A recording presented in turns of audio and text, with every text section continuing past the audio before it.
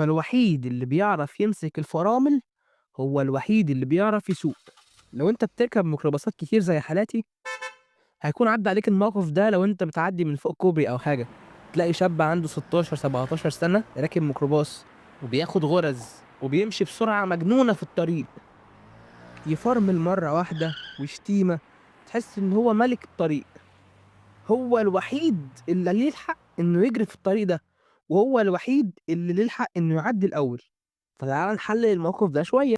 الظاهر على الولد ده إن صوته عالي، بيمشي بسرعة، وإن هو جريء، ولكن في الحقيقة هو عنده إحساس زائف بالسيطرة، إن هو عارف يمسك الميكروباص ويوقّفه إمتى ويجرّيه إمتى.